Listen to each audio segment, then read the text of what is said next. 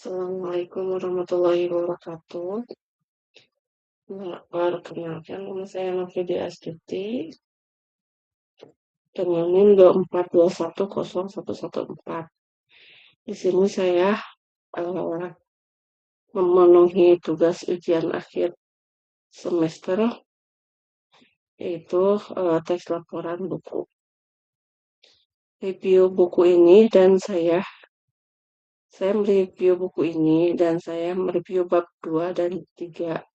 Selain bikin laporan, video ini salah satu syarat utama pemenuhan tugas UAS mata kuliah genre teks yang diampu oleh Ibu Dr. Mimin Sahmini, FPD. Laporan ini berisi identitas, deskripsi buku, ringkasan isi buku, analisis genre teks, tujuan kritis, serta penutup. Semua pembahasan disusun berdasarkan hasil analisis terhadap buku ini, karya Dr. Mimin Sahmini dan kawan-kawan. Melalui penyusunan laporan ini, penulis mendapatkan pengetahuan dan pemahaman yang lebih baik tentang berbagai jenis genre teks serta penerapannya dalam sebuah buku. Yang pertama ada identitas buku. Identitas buku yang dianalisis dalam laporan ini adalah sebagai berikut. Yang pertama ada judul buku, Dahsyatnya Otak Bawah Sadar. Lalu penulisnya Ibu Dr. Mimin Sahmini dan kawan-kawan. Penerbit Nawa Utama, Kota Terbit Bandung Barat, tahun terbit Mei 2024, jumlah halaman 180 sampai 192 halaman. ISBN-nya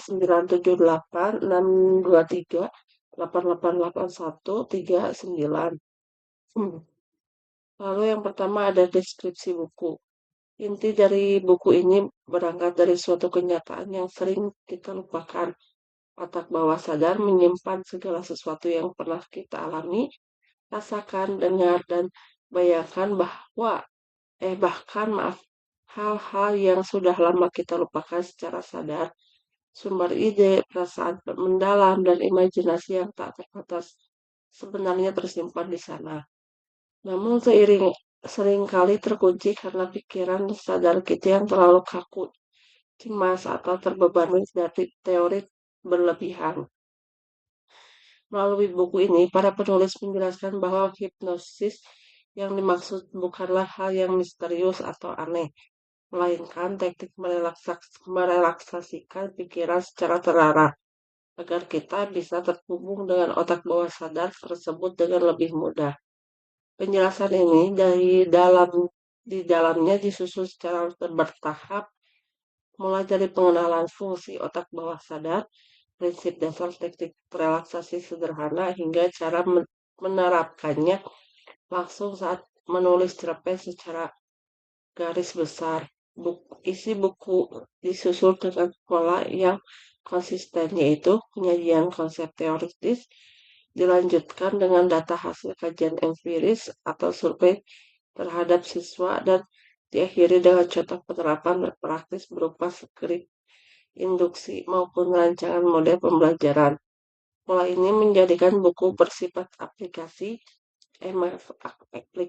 tidak sekedar teoritis, karena pembaca diarahkan untuk memahami konsep sekaligus melihat contoh konkret penerapannya dengan pembelajaran menulis kreatif, khusus di cerpen. Lalu ada deskripsi hipnosis. Bab ini mengawali pembahasan dengan meluruskan pandangan negatif tentang hipnosis yang sering dikaitkan dengan penipuan atau pengendalian pikiran orang lain secara paksa. Penulis menegaskan bahwa hipnotis pada dasarnya tidak dapat berlangsung tanpa izin dari orang yang akan dihipnotis, sehingga anggapan bahwa hipnosis dapat digunakan untuk mencuci otak seseorang yang dinilai tidak tepat. Konsep ini, pikiran manusia dijelaskan melalui ilustrasi perbandingan antara pikiran sadar dan pikiran bawah sadar, di mana pikiran sadar yang bersifat rasional dan analitis hanya berkontribusi berkontribusi sebagian kecil. Sementara pikiran bawah sadar yang menyimpan kebiasaan emosi, keyakinan, dan memori permanen memiliki porsi yang jauh lebih besar dalam membentuk perilaku seseorang. Pemrograman pikiran dijelaskan melibatkan 5 saluran, yaitu otoritas, pikiran yang bermanfaat, emosi, pengulangan pengaruh luar, serta mengenal emosi selanjutnya. Dibahas konsep trance sebagai kondisi hipnosis alamiah yang sebenarnya kerap dialami manusia dalam aktivitas sehari-hari. Misalnya ketika berkendara tanpa memikirkan rute, melamun atau larut dalam menonton televisi. Kedalaman trance diklasifikasi mulai dari light trance hingga deep trance dengan berbagai fenomena seperti distorsi waktu, anestesi, dan halusinasi negatif sebagai indikatornya. Induksi dan deepening dijelaskan sebagai tahapan teknis dalam praktik hipnosis. Dilengkapi dengan contoh skrip verbal untuk membimbing subjek memasuki relaksasi fisik dan mental secara bertahap. Bab ini juga membahas self-hypnosis sebagai teknik yang dapat digunakan secara individu, secara mandiri untuk mengatasi berbagai persoalan seperti kecemasan, kebiasaan merokok, hingga kurangnya rasa percaya diri, serta penutup dan pembahasan mengenai pemanfaatan hipnosis untuk mengatasi kesulitan belajar mahasiswa yang dipengaruhi oleh faktor keluarga, lingkungan, motivasi, dan kondisi kesehatan. Lalu ada kreatif menulis cerpen. Bab ketiga, bab ini menguraikan berbagai kendala yang dihadapi mahasiswa dalam menulis cerpen. Di antaranya rendahnya minat membaca, kesulitan menuangkan ide, serta anggapan bahwa kegiatan menulis merupakan aktivitas yang sulit dan membosankan. Faktor lain yang disoroti adalah lemahnya pembinaan dari dosen dalam mengembangkan kreativitas penulis mahasiswa, serta kecenderungan mahasiswa menghasilkan tulisan yang kurang orisinal.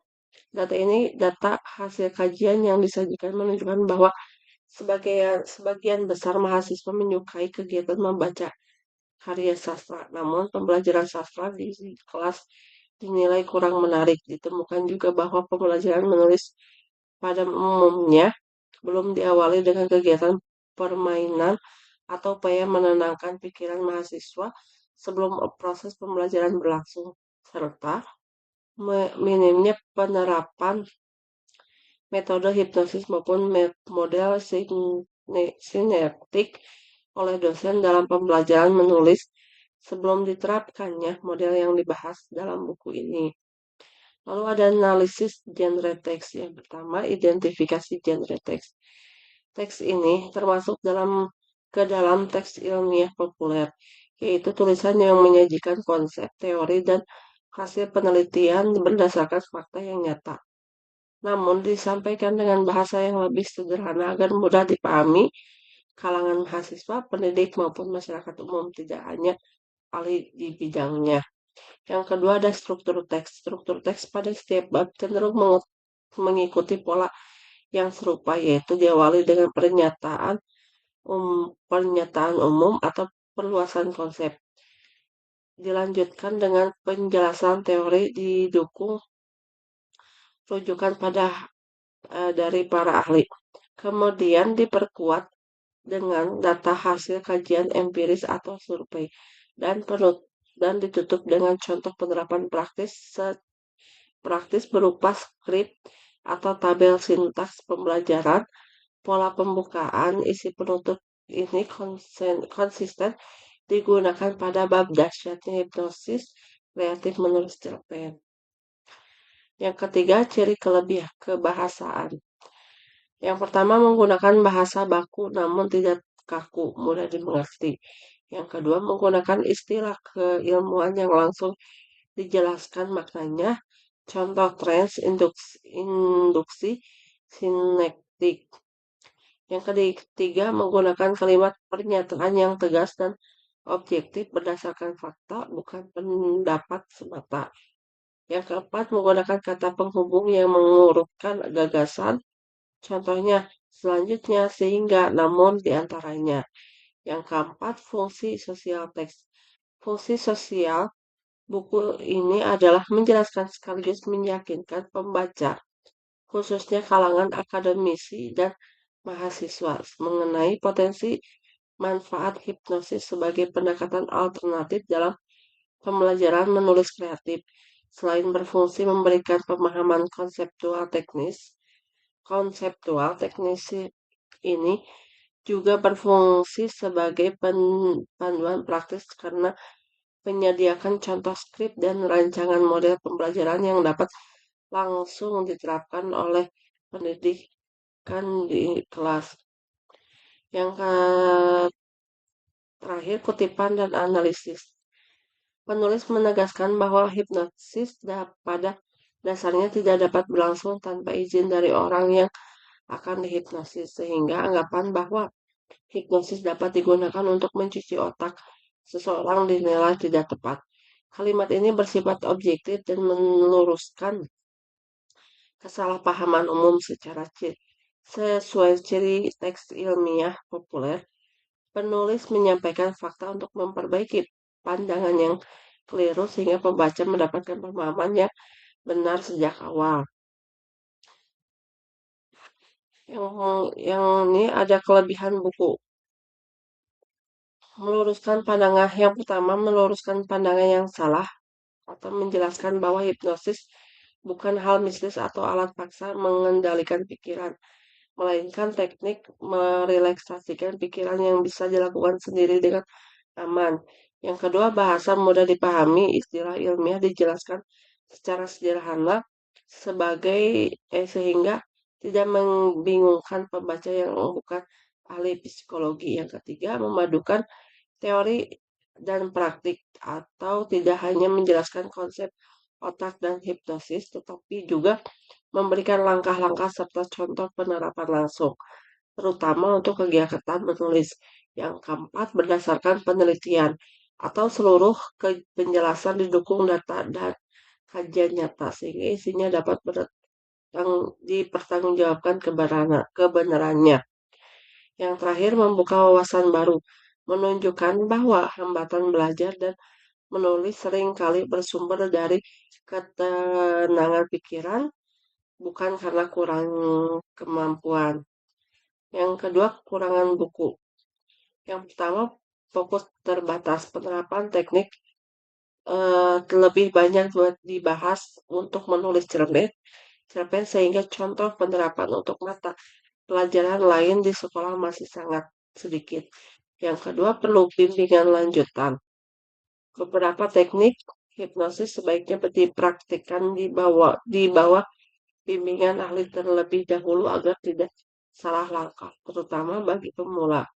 Yang ketiga, belum membahas secara mendalam kondisi khusus, belum dijelaskan secara rinci bagaimana teknik diterapkan pada peserta didik dengan kebutuhan khusus atau masalah emosional yang berat. Yang keempat, kurang contoh penerapan langsung di kelas atau belum banyak memberikan panduan langkah demi langkah yang siap pakai langsung di ruang kelas sekolah dasar. Yang terakhir, relevansi dengan pendidikan dasar. Yang pertama, sesuai tahap perkembangan anak, yaitu anak sekolah dasar sangat bergantung pada perasaan nyaman dan tenang saat belajar. Teknik relaksasi ini membantu anak lebih fokus dan berani mengeluarkan ide. Yang kedua, meningkatkan keterampilan berbahasa, yaitu prinsip menghubungkan otak bawah sadar yang sangat berguna untuk mengatasi kesulitan anak dalam bercerita, membaca, maupun menulis kalimat sederhana. Yang ketiga, membangun karakter positif. Dapat membantu anak mengatasi rasa takut salah, gugup saat tampil, serta membangun rasa percaya diri sejak dini. Yang keempat, memperbaiki suasana belajar, yaitu dengan cara mengajar yang diawali dengan menenangkan pikiran, membuat suasana kelas menjadi lebih menyenangkan dan tidak menegangkan. Lalu ada manfaat bagi mahasiswa PGSD. Yang pertama, menjadi mengajar kreatif, yaitu mahasiswa memiliki cara baru untuk mengajar, menulis, dan berbicara yang tidak membosankan bagi siswa SD. Yang kedua, memahami psikologi siswa, yaitu mengerti bahwa perilaku dan kesulitan belajar siswa seringkali berkaitan dengan perasaan dan keyakinan yang tersimpan dalam pikiran bawah sadar. Yang ketiga, mengatasi masalah umum siswa, yaitu bisa membantu siswa yang pemalu, takut bertanya, atau sulit menuangkan gagasan secara lebih efektif. Yang keempat, mengembangkan metode pembelajaran, yaitu dapat mengadaptasi prinsip buku ini menjadi kegiatan sederhana yang sesuai dengan usia siswa sekolah dasar. Yang kelima, meningkatkan kepercayaan diri dari calon guru, yaitu mahasiswa tidak hanya menguasai materi pelajaran, tapi juga paham cara menjaga kondisi mental siswa agar siap menerima ilmu. Itu yang terakhir itu ada kesimpulan. Buku Dahsyatnya Otak Bawah Sadar efek atau efektivitas hipnotis dalam menulis cerpen mengajak pembaca memahami bahwa hipnosis bukanlah hal yang mistis atau cara mengendalikan pikiran orang lain, melainkan teknis relaksasi terarah untuk membuka akses ke kekuatan otak bawah sadar menyimpan seluruh pengalaman, memori, dan sumber ide yang tak terbatas.